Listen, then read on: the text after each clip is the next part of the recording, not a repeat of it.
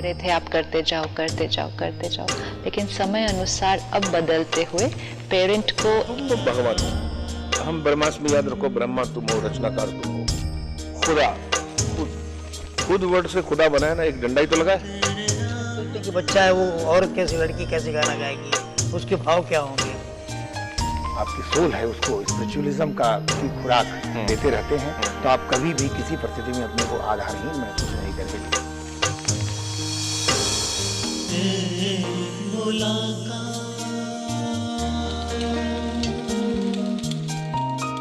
नमस्कार। प्रजापिता ब्रह्मा कुमारी ईश्वरी विश्वविद्यालय के अंतर्राष्ट्रीय मुख्यालय आबू रोड शांतिवन कॉम्प्लेक्स के मनमोहनी वन में स्थित गॉडलीवुड स्टूडियो में आप सभी का हार्दिक स्वागत है।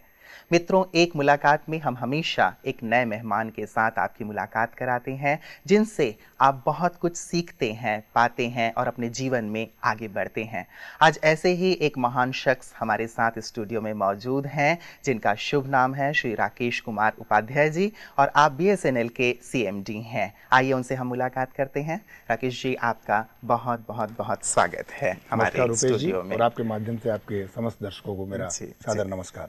उपाध्याय जी, जब भी हम BSNL की बात करते हैं तो तुरंत ही हमारे जेहन में ये बात आती है कि भारतवर्ष के गांव-गांव तक पहुंची हुई एक बहुत ही सुंदर सेवा है, तो जिसको कहते हैं कनेक्टिंग इंडिया। तो इसके बारे में कुछ आप बताएं। रुपेश जी, सर्वप्रथम मैं इसे अपना सौभाग्य ही कहूँगा कि मैं आज आपके साथ इस प्रोग्राम में मुखातिब हूँ और आपके माध्यम से आपके असंख्य दर्शकों से मुझे कुछ कहने का अवसर प्राप्त होगा जी। जहाँ तक भारत संचार निगम लिमिटेड का प्रश्न है, BSNL यह एक भारत सरकार के स्वामित्व वाली दूरसंचार कंपनी है जी, जिसे कि 1 अक्टूबर 2000 को भारत संचार के विभाग, दूरसंचार विभाग और department of telecom services, department of telecom operation, इनको मर्ज करके एक कॉरपोरेशन के रूप में बदला गया और उसका नाम BSNL रखा गया। उस वक्त हमें करीब 5 लाख से ज़्यादा अधिकारी और कर्मचारी थे जो कि दूरसंचार विभाग में दूरसंचार सेवाओं को देने में लगे हुए थे। वे सारे एम्प्लॉइज और सारे एसेट्स और लाइबिलिटीज़ सब इस कंपनी को ट्रांसफ़र हुई। तो कंपनी अब तक अपने कार्यकाल के 14 वर्ष पूरा कर चुका है और इसका लेखा जोखा तो हमारे सम्मानित ग्राहकों के सामने है। किंतु जैसा आपने कहा कि यह सत्य है कि हम भारतवर्ष के दूर दराज के इलाकों में, चाहे वो जम्मू कश्मीर के लेह लद्दाख का इलाका हो, चाहे वो जो है हमारे एक्सट्रीम नॉर्थ ईस्ट के जो हमारे 7 सिस्टर्स हैं उनमें उनका इलाका हो, उनमें हम यथासंभव उत्कृष्ट से उत्कृष्ट दूरसंचार सेवाएं अपने सम्मानित ग्राहकों को और भारतवर्ष के नागरिकों को उपलब्ध कराने में प्रदान कर रहे हैं। हम कहीं भी चले जाते हैं, चाहे वो कश्मीर है या कन्याकुमारी है या भारतवर्ष के किसी भी कोने में चले जाते हैं, तो हमें BSNL की सुविधाएं अवश्य प्राप्त होती हैं। भले ही अन्य टेलीकॉम कंपनीज की सेवाएं ना हों, लेकिन BSNL जरूर वहाँ होता है जी। हमारा प्रयास यही रहा है कि हम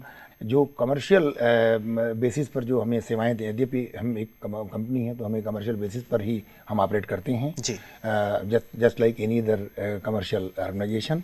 किंतु भारत सरकार की स्वामित्व वाली कंपनी होने के नाते हम अपने सोशल ऑब्लिगेशन के प्रति पूर्ण रूप में जागरूक हैं और हमारा पूरा परिवार जो करीब इस वक्त में 2.5 लाख से ऊपर 2,77,000 के आसपास हमारे अधिकारी कर्मचारी हैं, BSNL परिवार जिसको हम कहते हैं। तो हमारे BSNL परिवार का प्रत्येक सदस्य इस दायित्व के प्रति पूर्णतया जागरूक और सजग है।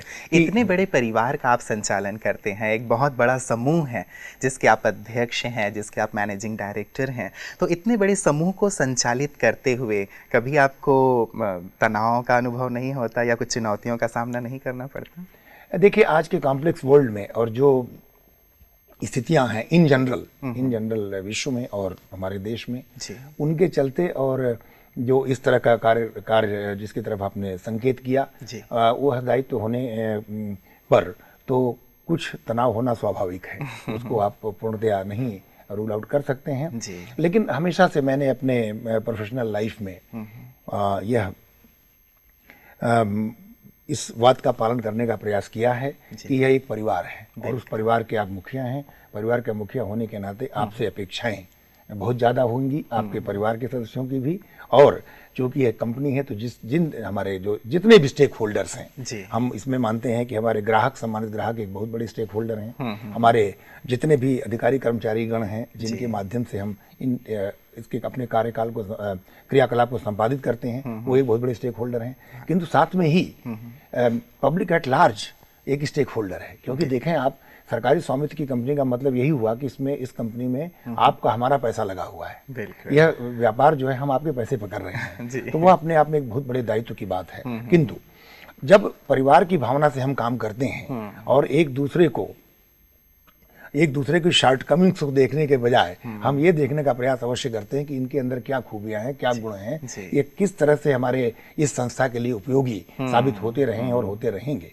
तो जब उस तरह की विचारधारा से कार्य किया जाता है तो वह तनाव। बहुत सुंदर बात कही उपाध्याय जी आपने कि परिवार की भावना यदि हमारे अंदर हो तो निश्चित रूप से समस्याएं नहीं लगती, बल्कि हम दूसरों की समस्याओं का समाधान भी करते हैं और पारिवारिक स्नेह भी देते हैं। तो मुझे लगता है कि ये समस्या को दूर करने का या तनाव को समाप्त करने का या लगातार उन्नति करने का बहुत बड़ा एक सुंदर साधन और माध्यम है। जी, हम आपको बताएं कि जब ये कंपनी बनी तो कंपनी बनने के बाद समस्त वो लक्षण इसमें मौजूद थे कि बहुत ही शीघ्र यह कंपनी समाप्त भी हो जाएगी। अच्छा। मसलन दूरसंचार के क्षेत्र में उस वक्त तक मोनोपोली ब्रेक हो चुकी थी। यदि आपको और अपने ये दर्शकों को 2000 की तरफ ले जाऊं तो उस वक्त तक दूरसंचार सेक्टर में जो मोनोपोली थी गवर्नमेंट की, वह ब्रेक हो चुकी थी। 1994 के आसपास ही प्राइवेट कंपनियों को दूरसंचार सेवाएं प्रदान करने का लाइसेंस दिया जा चुका था।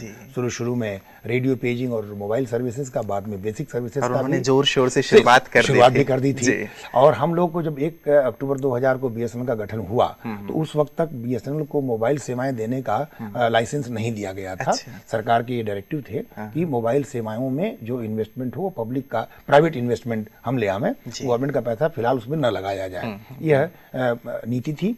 तो इस तरह से हम एक लैंडलाइन कंपनी थी उस वक्त और लैंडलाइन कंपनी के रूप में ही हमारा गठन हुआ। लेकिन मोबाइल सेवाएं आ चुकी थी, मोनोपोली ब्रेक हो चुकी थी, इसलिए लोगों के रुझान मोबाइल सेवाओं के प्रति, क्योंकि एक तो कन्वीनियंट ज्यादा होता है और एक नई चीज थी, तो लोगों का उस तरफ काफी रुझान था। और हमारा जो बिजनेस था, हमारे पास तो सिर्फ लैंडलाइन का बिजनेस था, तो वो थ्रेट में था, इट वाज अंडर थ्रेट। और टैरिफ भी जो है मार्केट ड्रिवन टैरिफ होती है, तो उसके बारे में बाद में चर्चा करेंगे। तो मैंने कहा कि इस कंपनी को बहुत देर तक न चल पाने के सारे आसार मौजूद थे, उनमें एक आसार यह था। दूसरा कारण कि हमारे पास ऑब्वियसली एक लार्ज एम्प्लॉय बेस था। ग्रीन फील्ड कंपनी होने के नाते आप उसी तरह के लोगों को और उतने ही लोगों को लेंगे जितने की आपको आवश्यकता है। किंतु चूंकि सरकारी विभाग को कन्वर्ट करके ये कंपनी बनाई गई थी, तो वह भी लग्जरी या लिबर्टी नहीं थी कि आप उतने ही लोगों को रखेंगे या उतने लोगों को ले लेंगे जिनका कि आपको आवश्यकता होगी। तो इस एक तरीके से यदि वह अधिकारी और कर्मचारी संख्या में ज्यादा थे या कहीं पर जो नया कॉम्पिटिटिव इन्वायरमेंट था उसमें काम करने के लिए वो पूरी तरह इक्विप्ड नहीं थे, तो ये सब चॉइस आपके पास नहीं के साथ आपको कार्य करना था, उन्हीं के साथ आपको आगे बढ़ना था। लेकिन मैं आपको बताते हुए मुझे हर्ष हो रहा है कि 14 वर्षों के बाद भी यह बीएसएनएल स्ट्रांग से स्ट्रांगर होती जा रही है। समय समय पर इन 14 सालों के दौरान जितनी भी नई तकनीक, नई टेक्नोलॉजी आई, उन सबको बीएसएनएल ने न कि सिर्फ समाहित किया, बल्कि एक सरकारी स्वामित्व की कंपनी, सार्वजनिक क्षेत्र की कंपनी होने के नाते बहुत से मामलों में नई टेक्नोलॉजी को इंट्रोड्यूस करने का दायित्व भी बीएसएनएल ने निर्वाह किया। और ठीक है, अगर आप प्योर बैलेंस शीट की टर्म्स में बात करेंगे तो सबको विदित है कि पिछले 3 वर्षों से बीएसएनएल की बैलेंस शीट के आधार पर हम कुछ घाटे में जरूर हैं। किंतु मैं ये भी कहना चाहूंगा कि पिछले 2 वर्षों से हमने उस घाटे को भी नियंत्रित कर लिया है, इस रूप में कि उस घाटे को हम बढ़ने नहीं दे रहे हैं। घाटे को एक सर्टेन लेवल पर जो है ऑलमोस्ट हम लोगों ने रोक दिया है। हमारा छोटे से छोटा कर्मचारी और बड़ा से बड़ा अधिकारी इस बात से कॉन्शियस है कि हम एक कमर्शियल एनवायरनमेंट में काम कर रहे हैं और हमें अपनी सेवाओं को, अपनी ऑपरेशंस को हमें एफिशिएंट बनाना पड़ेगा यदि हमें सर्वाइव करना और ग्रो करना है। और साथ में ही अपने ग्राहकों को, सम्मानित ग्राहकों को स्पर्धा के युग में अच्छी से अच्छी सेवाएं प्रदान करना है यदि हमें मार्केट क्षेत्र में बने रहना है। ये आपने कंपटीशन की बात कही उपाध्याय जी, कंपटीशन बहुत बढ़ रहा है और जैसे आपने बात कही कि यदि हमें सर्वाइव करना है तो हर प्रकार से सेवाएं भी अच्छी देनी है, नई टेक्नोलॉजी जो आ रही है उन सबको भी यूज़ करना है। लेकिन कहीं ना कहीं एक बात जो सबसे मुख्य मुद्दा होता है मुझे लगता है कि हमारे पास जो लोग हैं, जो परिवार की बात आपने कही, एक एक व्यक्ति के अंदर एक भावना जगाना कि आपको इस कार्य को आगे बढ़ाना है क्योंकि ये आपका परिवार है, ये आपका कार्य है, ये भावना जगाना ये कहीं ना कहीं सबसे ज्यादा इंपॉर्टेंट होता है मुझे लगता है। ये कार्य आप कैसे करते हैं? ये सबसे ज्यादा इंपॉर्टेंट है और कठिन भी है, किंतु मैं सार्वजनिक जीवन में पिछले करीब 40 वर्षों से हूँ सार्वजनिक सेवा में जी। मैंने शुरू से ये माना कि लीडरशिप जो होती है जी, वह लीडरशिप आपको फ्रंट से प्रोवाइड करनी पड़ती है। You have to lead from the front, you have to lead by the example. तो यह मैंने इस नियम का पालन अपने कार्य में यथासंभव किया है। मैं तो नहीं कह पाऊंगा कि मैं 100% उस पर खरा उतरा हूँ, किंतु मैं संतोष का विषय है कि मैंने इसको लीड फ्रॉम द फ्रंट। मैं हमेशा अपने अधिकारियों कर्मचारियों से ऐसी किसी बात की अपेक्षा नहीं करने का हकदार हूँ जो मैं स्वयं न कर पाऊँ। ये मेरे मनोभावना रही है और इसके चलते मैंने ये पाया है कि जो आपके टीम है, आपकी जो टीम है वो बहुत ही क्विक होती है इस बात को समझ लेने में कि जो मेरा सुपरवाइजर या मेरा मुखिया है या मेरा लीडर है वो किस तरह का है। वो सिर्फ बातें कर रहा है या यदि आवश्यकता पड़ने पर मुझे वो जो है हर तरह की जो मदद, इमदाद और जो सपोर्ट है वो प्रोवाइड करेगा। तो लीड फ्रॉम द फ्रंट का एक प्रिंसिपल मैंने फॉलो किया और उससे मैंने पाया कि कठिन से कठिन परिस्थितियों में भी बहुत से ऐसे अवसर आए जबकि बहुत ही टाइम बाउंड प्रोजेक्ट थे, बहुत ही समय से उनको पूरा करना अत्यावश्यक था कंपनी के लिए और हमारे सम्मानित ग्राहकों के लिए, और अन्य बहुत सी ऐसी बातें हुई। किंतु यह एक क्रेडिबिलिटी जो एक बार एस्टेब्लिश हो जाती है 1 to 1 कि जो जिस पर मैं आधारित हूँ वह अपने वादे से पीछे नहीं हटेगा। एक बात सुंदर बात आपने कही कि मैं खुद अपने जीवन से, अपने व्यवहार से यदि सिखाता हूँ तो सामने वाला व्यक्ति उसे बहुत आसानी से ग्रहण कर लेता है, बनिस्बत इसके कि केवल हमारे सामने वाले या बड़े कह रहे हैं। मैं आपका बायोडाटा देख रहा था, बहुत सारे आपने इनिशिएटिव्स लिए अपनी लाइफ में, अलग अलग स्थानों पे आपने कार्य किए और हर जगह आपने सफलताएं अर्जित की। आपको बहुत सारे जो खिताब हैं उनसे नवाजे गए हैं। तो मुझे लगता है कि एक बहुत बड़ा कारण इसका यही है कि आपने स्वयं आगे होकर के कार्य को किया तो पीछे पीछे पूरा कारवां चलता गया। बिल्कुल बिल्कुल।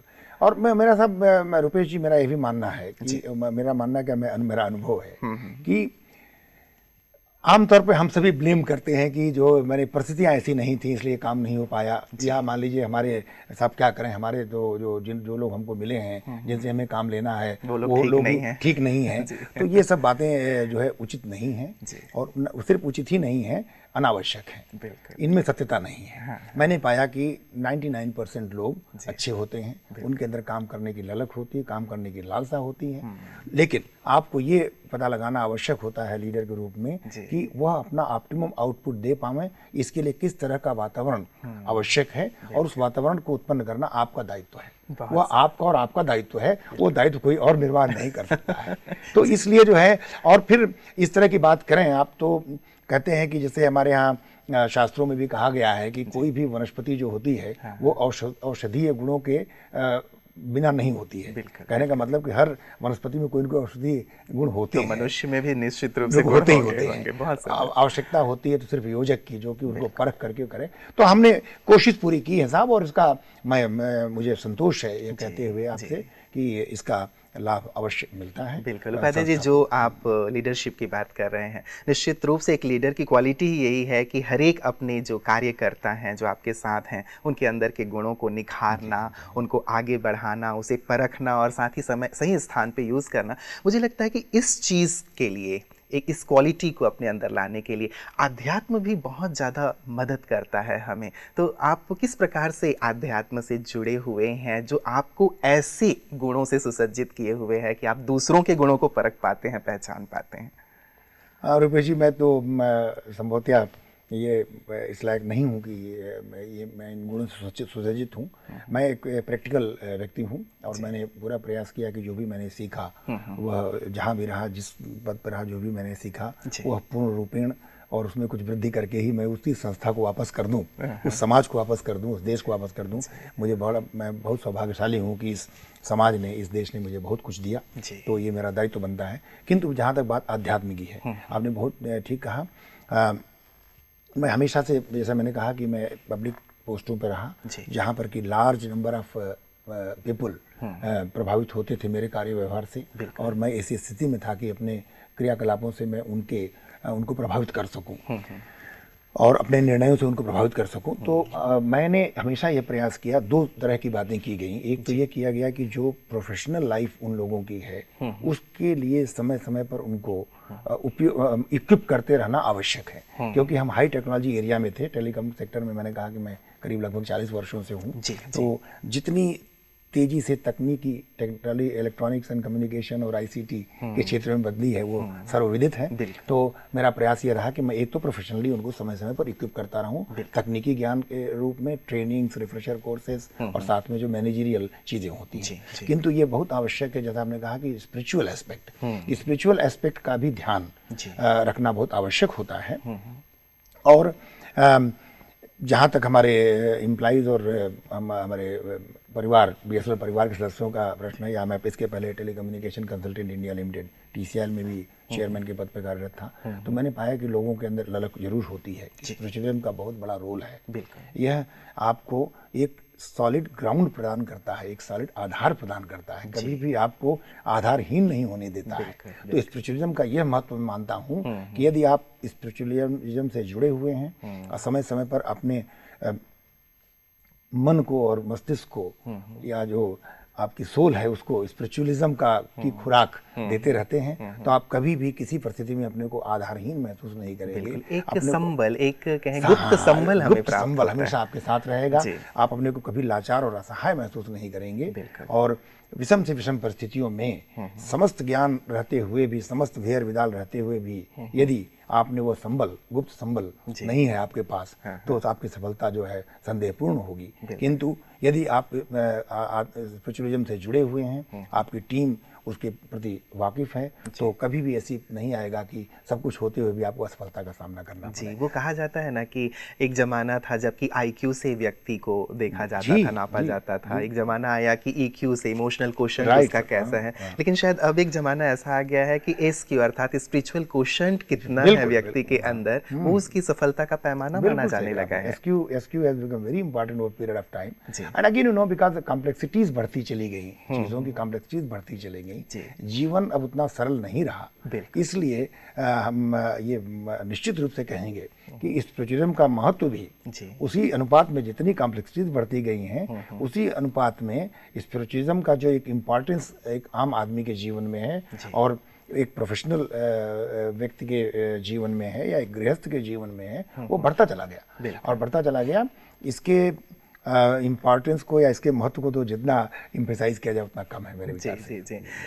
उपाध्याय जी, वैसे ब्रह्मा कुमारीज भी आध्यात्म को लेकर के एक आध्यात्मिक क्रांति के पथ पे आगे बढ़ रही हैं और संसार के 130 देशों से भी ज़्यादा स्थानों तक ये क्रांति पहुंच चुकी है। लोग इनमें एक विश्वास है कि जब तक व्यक्ति आध्यात्म को नहीं अपनाएगा तब तक उसके जीवन में परिवर्तन नहीं आएगा, तब तक उसके अंदर का जो व्यवहार है, उसके अंदर की जो विकृतियाँ और बुराइयाँ हैं वो दूर नहीं होंगी। तो आप अभी ब्रह्मा कुमारी के मुख्य जो हमारा मुख्यालय है वहाँ आए हुए हैं, तो आप कैसा महसूस कर रहे हैं और इस बात से आप कितना वो रखते हैं, तवज्जो रख देते हैं इस बात को कि सचमुच हर एक व्यक्ति को आध्यात्म को अपनाना चाहिए ताकि जीवन में परिवर्तन आए? रुपेश जी, मैंने प्रारंभ में ही कहा, अपनी आज के चर्चा के प्रारंभ में ही कहा कि ये मेरे लिए एक सौभाग्य का विषय है कि मैं आज यहाँ ब्रह्मा कुमारीज का जो ग्लोबल हेडक्वार्टर्स है उसमें मुझे आने का अवसर प्राप्त हुआ है।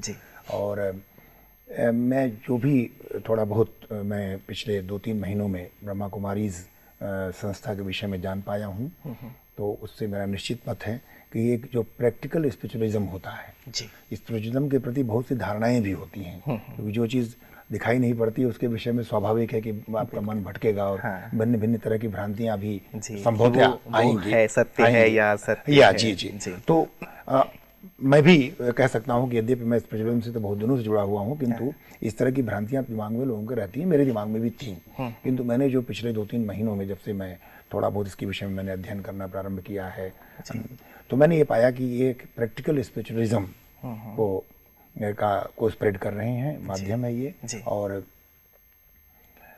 सबसे बड़ी बात यह है कि जो है आप अपने सामान्य कार्य व्यवहार को करते हुए भी किस तरह से अपने आप को सुधार सकते हैं जी, इस पर इनका इम्फेसिस रहता है। और अपने आप को सुधारना और अपने आप को जानने पर जो इम्फेसिस ब्रह्मा कुमारीज की है, मैं कहता हूँ कि अगर कोई सिंगल पॉइंट मुझसे पूछा जाए कि इसमें क्या चीज़ जो मुझे अच्छी लगी, वो ये है कि इसमें जोर इस बात पर होता है कि आप अपने आप को जानिए और अपने आप को सुधारिए जी, ठीक जी। तो जब आप अपने आप को सुधारेंगे और अपने आप को आप जानेंगे तो दूसरा व्यक्ति ऑटोमेटिकली सुधर जाएगा। देखा यह गया है कि सामान्य रूप से आदमी दूसरे के बारे में ज्यादा चिंतित रहता है कि वो ठीक नहीं है या उनका कार्य व्यवहार ठीक नहीं है, उनको ऐसे करना चाहिए था, उनको ऐसे बोलना चाहिए था, उनको इस परिस्थिति में इस तरह से काम करना चाहिए था, इस पर ज्यादा लोग चिंतित रहते हैं, अपनी एनर्जी वेस्ट करते हैं। तो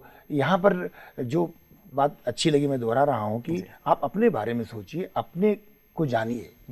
तो अपने में अगर ये सुधार होगा तो वो जो फिर वो वाइब्रेशंस आपके जो हैं अच्छे वाइब्रेशंस वो दूसरे तक पहुंचेंगे और वो भी सुधार करेगा। तो मैं फिर कहना चाहूँगा कि मैं काफ़ी इग्नोरेंट हूँ अभी ब्रह्मा कुमारी संस्था के बारे में, किंतु जो मैं आज यहाँ आया ये मेरे सौभाग्य का विषय है। सुबह से मैं जो कुछ भी यहाँ देख रहा हूँ बहुत ही पॉजिटिव माहौल है, पॉजिटिव वाइब्रेशंस हैं, सब लोग खुश हैं और कहते हैं कि मुस्कुराहट जो होती है इन्फेक्शस होती है। तो इस तरह की जो मैं ये देख रहा हूँ कि यहाँ वातावरण में ही मुस्कुराहट फैली हुई है, सभी खुश हैं, हल्के हैं, आनंदित हैं। आखिर उद्देश्य तो कोई भी क्रियाकलाप क्यों न हो जी मानव जीवन का, उसका उद्देश्य एंड ऑफ द डे यही है, खुश रहना। तो जब अगर आप खुश हैं तो दैट सेज ऑल। कि निश्चित रूप से जब व्यक्ति को कुछ मिल जाता है, कोई ऐसी प्राप्ति हो रही है, तभी उसके चेहरे पे मुस्कान आती है। अदरवाइज यदि वो दुखी है, परेशान है, तो वो मुस्कान चेहरे पे आती नहीं। तो आपने बहुत अच्छी बात कही कि जो चीज़ आपने अभी शुरुआत कर रहे हैं आप ब्रह्मा कुमारीज में, तो जो चीज़ आपको सबसे अच्छी लगी, खुद को देखें, खुद का परिवर्तन करें, क्योंकि सचमुच एक बहुत बड़ा प्रश्न है आज समाज का, संसार का। हर एक व्यक्ति दूसरे की ओर देख रहा है और वो किसी ने कहा कि जब हम एक उंगली सामने वाले की ओर करते हैं तो 3 उंगली तो हमारी ओर होती है। तो हमें खुद की ओर पहले देखना चाहिए कि मैं क्या कर रहा हूँ, मेरे अंदर क्या दोष हैं, और उसे यदि दूर कर लें तो सामने वाले सभी अच्छे स्वतः हो ही जाते हैं। बहुत सुंदर है जी। कुछ जैसे आप यहाँ पहुँचे, तो यहाँ पहुँचने के पश्चात आपने और अन्य चीज़ों को देखा है, तो उनके बारे में आपका क्या विचार है, आपको क्या अनुभव हो रहा है यहाँ? अनुभव ये हो रहा है कि एक बहुत ही मोस्ट एफिशिएंटली मैनेज्ड ऑर्गेनाइजेशन है। यहाँ पर जो भी चीज़ें हैं वह बहुत ही एफिशिएंट तरीके से, सुचारू रूप से और सहज भाव से वो हो रही हैं। हाँ। लेकिन मैं जानता हूँ कि सहज भाव से होने के पीछे कितनी लोगों का डिवोशन होगा, तो वो मैं समझ सकता हूँ। एक इतनी कॉम्प्लेक्सिटी की चीज़ इतनी सहज भाव से हो रही है। इसके अतिरिक्त जो यदि किसी प्रोजेक्ट की बात करें तो मुझे यहाँ पर अवसर प्राप्त हुआ, जो आप एक सोलर प्लांट यहाँ लगा रहे हैं जी। सोलर थर्मल पावर प्लांट, विद्युत जनरेट करने के लिए, और साथ में वाटर हीटिंग इत्यादि के प्रयोग तो जो पहले से ही यहाँ चल रहे हैं। हमें बताया कि कुकिंग के लिए पहले से ही यहाँ पर लार्ज स्केल पर सोलर एनर्जी का प्रयोग किया जा रहा है।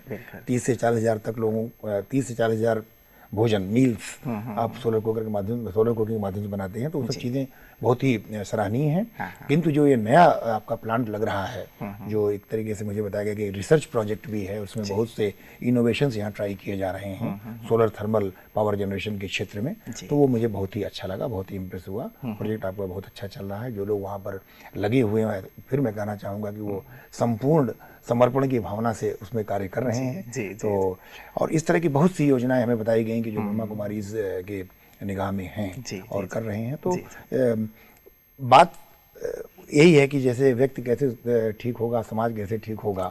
तो एक सामाजिक समाज को अच्छा करने में, लोगों की खुशहाली लाने में जो एक स्पिरिचुअल प्रयास के साथ साथ ये जो प्रैक्टिकल एस्पेक्ट्स हैं कि कुछ साइंस एंड टेक्नोलॉजी के लिए भी किया जाए, कुछ लोगों को रोजगार के अवसर भी मुहैया कराए जाएं। तो ये बहुत अच्छी सोच है और मुझे लगता है कि ये जरूर ही आगे बढ़ती रहेगी, सफलता मिलती रहेगी। बिल्कुल बिल्कुल।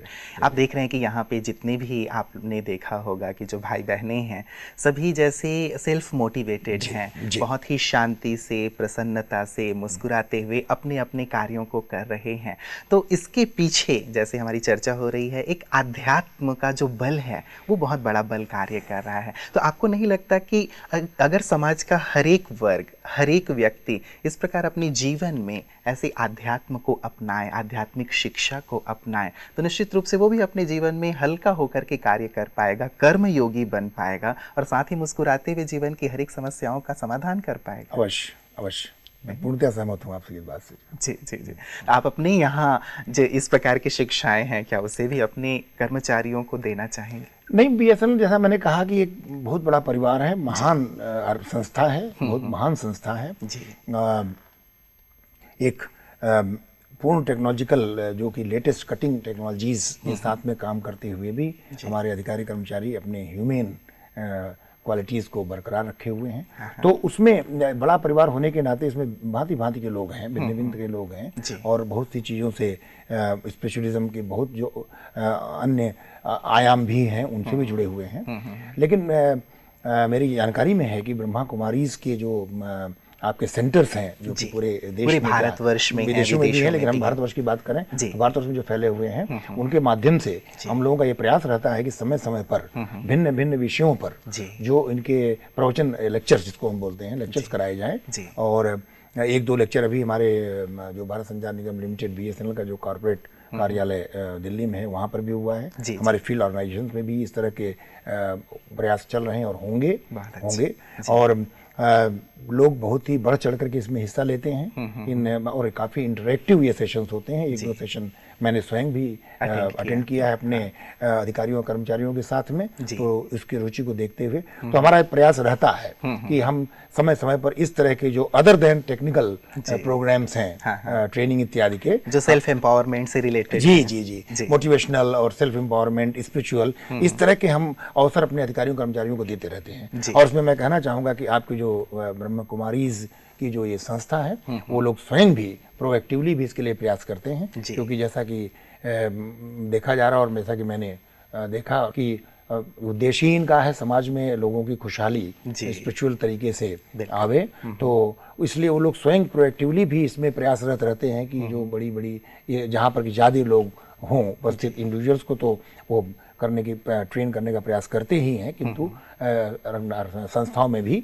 इस तरह का प्रयास करते हैं। तो एक तरीके से एक सिनर्जी वाली बात उत्पन्न हुई है और बीएसएनएल में भी इस तरह के कई प्रोग्राम्स हो चुके हैं और संभवतः मेरे विचार से लोगों की रुचि रहेगी तो होते भी रहेंगे। बिल्कुल बिल्कुल, बहुत अच्छा रहेगा कि एक बहुत सुंदर कार्य तो बीएसएनएल परिवार कर ही रहा है और बहुत सुंदर टेक्नोलॉजी आप यूज़ कर रहे हैं, गांव-गांव तक पहुंच रहे हैं। यदि हर एक कार्यकर्ता जो इससे जुड़ा हुआ है यदि सेल्फ एम्पावर्ड भी होगा तो निश्चित रूप से दिन दुनी रात चौगनी और उन्नति होगी, वो स्वयं भी संतुष्ट होंगे और साथ ही खुशहाली के साथ अपनी सेवाओं को देंगे और उससे जो बीएसएनएल एज एन ऑर्गेनाइजेशन भी लाभान्वित होगा। बिल्कुल बिल्कुल।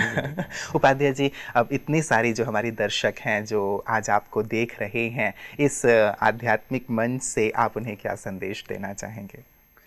रूपेश जी, मैं तो यही कहना चाहूँगा कि मित्रों, आप जहाँ भी हैं, जिस भी स्थिति में हैं, अपने कार्य को ईमानदारी से, समर्पण की भावना से करते रहें और जीवन में जो वास्तविक उद्देश्य है कि आप खुश रहें, आपका परिवार खुश रहे, साथ ही जो भी क्रियाकलाप से आप जुड़े हों वह आप एफिशिएंट तरीके से कर पाएं। तो इसके लिए जो भी तरीका आपने अख्तियार किया है अपने को स्ट्रांग बनाने का, अपने सेल्फ को स्ट्रांग बनाने का, मेरा मतलब है कि स्पिरिचुअल ताकत प्राप्त करने का, उसमें सिंसियरली और ईमानदारी के साथ यदि प्रयास किया जाए तो मैं अपने स्वयं के अनुभव से ये कह सकता हूँ कि न सिर्फ आप लाभान्वित होते हैं, आपका परिवार लाभान्वित होता है, बल्कि साथ ही जिस संस्था में आप कार्य कर रहे होते हैं, जिस समाज में आप कार्य कर रहे हैं, वह सभी लाभान्वित होते हैं और एक चहुतरफा खुशहाली का वातावरण अवश्य ही उपस्थित होता है। यही मैं आपसे कहना चाहूँगा। अपने व्यक्तिगत अनुभव के आधार पर। बहुत बहुत धन्यवाद आपका उपाध्याय जी, आप स्टूडियो में आए और इतने सुंदर अनुभव आपने हमारे दर्शकों के साथ बांटे। निश्चित रूप से आपके अनुभव से, आपके जीवन से वो लाभान्वित हुए होंगे और प्रेरणा लेकर के वो भी अपने जीवन में, जैसे आपने सफलता प्राप्त की है अपने पूरे जीवन में और नित्य नए सोपान तय करते जा रहे हैं, आगे बढ़ते जा रहे हैं। हमारी ढेर सारी शुभकामनाएं कि BSNL परिवार और आप व्यक्तिगत रूप से ऐसे ही सफलता की सीढ़ियाँ चढ़ते हुए सर्वोच्च शिखर तक पहुँचें, ऐसी हमारी ढेर सारी शुभकामनाएं हैं। आप स्टूडियो में आए उसके लिए आपका बहुत बहुत बहुत धन्यवाद। धन्यवाद रुपेश जी, आपका भी बहुत बहुत धन्यवाद। मित्रों, आपने देखा हमारे साथ थे उपाध्याय जी जो BSNL के CMD हैं और उन्होंने अपने जीवन से अनेक लोगों को प्रभावित किया है, आगे बढ़ाया है, सफलता की सीढ़ियां चढ़ते हुए नित्य आगे बढ़ते जा रहे हैं और कहीं ना कहीं उनके जीवन का आधार आध्यात्म रहा है। हम भी आध्यात्म को अपने जीवन का अंग बनाएं ताकि जीवन में खुशहाली से आगे बढ़ते रहें, मुस्कुराते रहें, हल्के रहें और समाज को कुछ देकर जाएं। जैसे स्वामी विवेकानंद जी ने कहा था, what you give to the society should be more than what you receive from the society। हम समाज में आए हैं, समाज को बहुत कुछ देकर जाएं और ये संभव होता है आध्यात्म से। तो आज की एक मुलाकात में इतना ही, पुनः आपसे जल्दी ही भेंट होगी। नमस्कार।